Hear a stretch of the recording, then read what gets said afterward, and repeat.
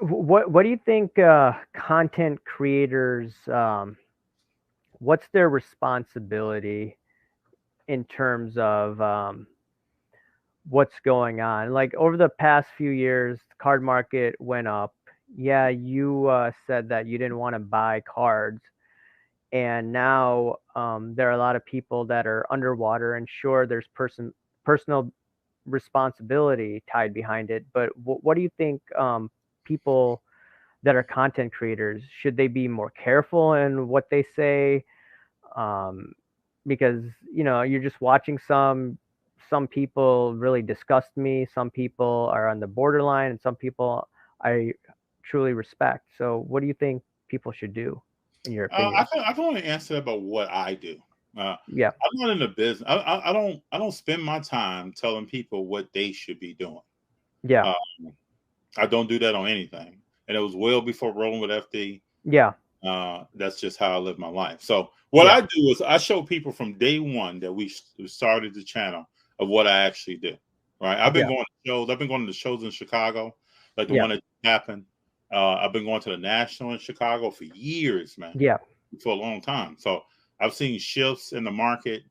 And I've always been the kind of person that likes to be involved in what the market is doing, right? I'm gonna right, go out right, and spend time. I don't know what other people do, but I'm gonna go out and spend time, talk to people, anyone from vintage all the way down to what is the new thing at the time. So we went to the National this past year. I talked to breakers, talked to flippers, talked to individuals that have been in the hobby since the '70s and ran businesses since the '70s. And you talk to that person, you know everything that has happened over time and how you have to respond to it if you still want to be around.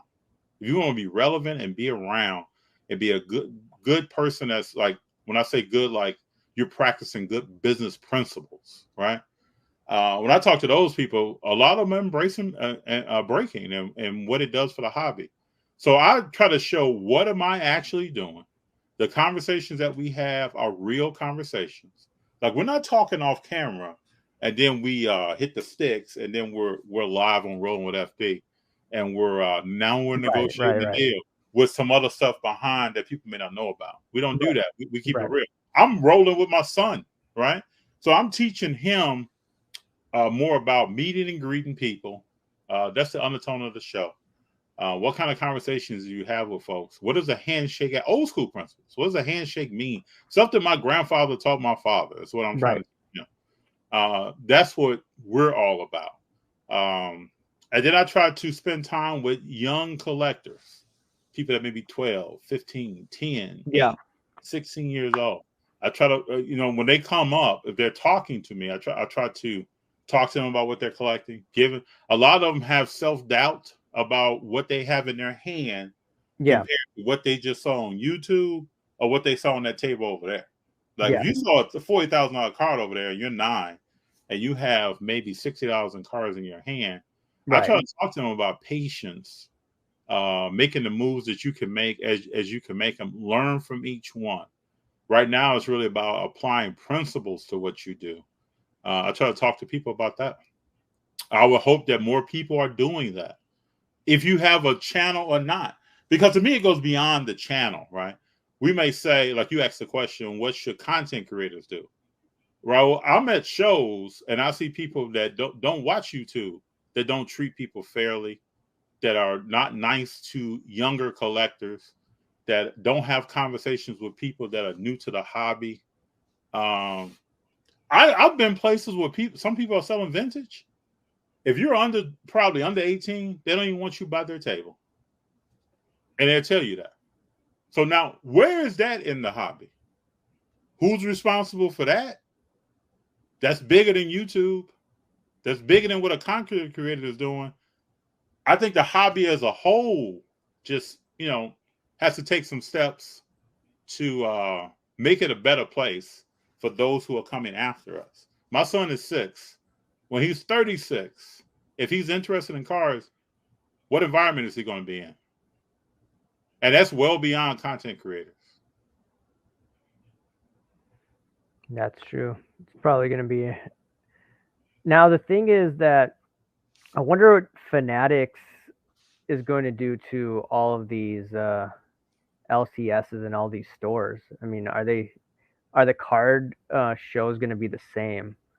I mean, you have more experience in that, so you could probably speak to Yeah, I don't that. know. Yeah, I don't know what's going to happen with that because Mervin says would love to get a signed Spawn comic. That would be nice.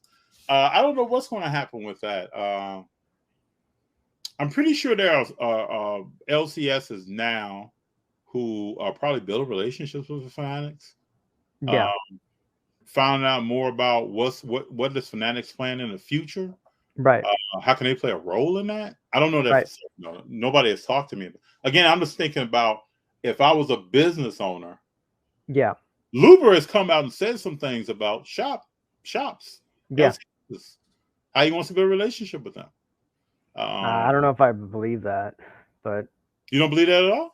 I think there's still going to be some stores out there. But I mean, how is Fanatics going to make money? I mean, it's not going to be selling to the distributors now. I mean, what they're probably going to do, they're probably going to sell more direct to consumers, as the CEO of Fanatics said. What's his name? Ruben?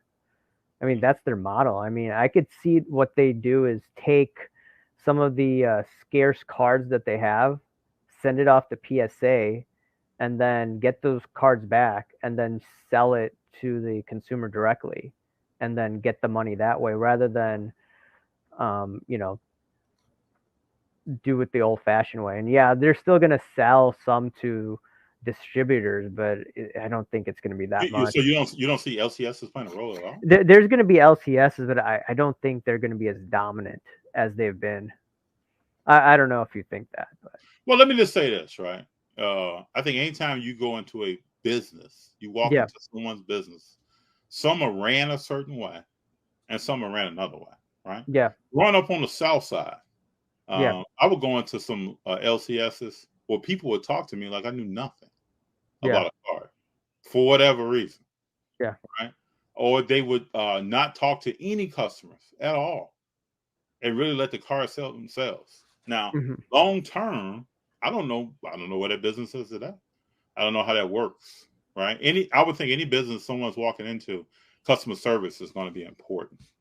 So I think oh, if you're a business out here that is you're running an LCS and you're focused on customer service and growing your business, I don't know why Fanatics wouldn't work with you. I don't. Maybe I'm naive, right? I don't know why you wouldn't. That's another arm of distribution. Why would you not take advantage of that? I mean, like Ruben said that he wants to get rid of all the middlemen. So I'm thinking, okay, the middlemen sell to the LCSs. So, I mean, Yeah, Fanatics could, I don't think that's speaking to the LCSs though. you know, Is that speaking to them? Are they the middlemen? uh, I mean, no, it's the distributors. So I think Mhm. Tops and all these guys, they sell to the distributors, and then the LCSs buy from the distributor. They have the relationship with the distributor. So the distributors, I think, are going to get obviously hosed by this. And then after that, how will Fanatics work with all of the market? Are they just going to sell off their website? I mean, it'd be a bad look if they just did that in the beginning. I think it's probably going to be a gradual phase out. What I don't if know. Fanatics sold directly to LCSs? Yeah, that'd be smart. I mean, is that what Josh is saying?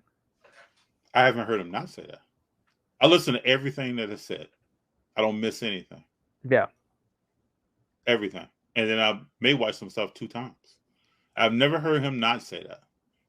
LCS to me is a distribution arm that's strong. Why would you not take advantage of that? You're in the community. Let's say you've been there 20 years Yeah. and you try to progress your business. And I grew up in that community and I come there and shop. Why would Fanatics not take advantage of it? Well, Fanatics may just sell directly through their website. Can't they Well, just do let's that? say you offer different products in different places. Yeah. I think um, Josh and the whole all of his team, they want to probably look at all of these stores and see which one has the best metrics in terms of who buys what and that. So they're going to probably sell to those stores that have the best information, and also stores that are keeping themselves. I mean, they're organized. Long story short, some are not organized at all. So they're going to probably go to those places where they can market themselves the best. I think, yeah, they're not going to get rid of it completely, but they're going to be very picky, in my opinion. Oh, they could be. They could be. Hey, I'll tell you this. I've lived in different states. I've traveled a lot. I used to go on vacation, bro. And Yeah. when I dropped in the city on vacation, I went and visited a car store. Oh, okay. I've seen a lot of car stores, man. I've seen some that are stellar, and I've Yeah. seen some that I'm surprised this place is even open. Right. Because not only how they treat people, the level of inventory. Like back in the day, I want everybody to know that back in the day, you could go into a store and let's say some new cars have been released. You're not going to see it in this store. And you may not see it for a few months. So I don't know if that's going to continue. So I've seen a lot of different stuff over time. And I always tell people too, like, I do a lot of research and spend a lot of time understanding what's in markets and listening to what those that may be at a certain level are talking about because they have a moving control over what's happening. Because I was a kid that walked into stores, Yeah. LCSs, and people act like I knew nothing. And that just started something in me that I will always be on top of my game when it comes to what's going on in the car market, what's happening with cars. I'm usually never at a loss. If I am, then it's a learning moment and I'm humble enough to take that.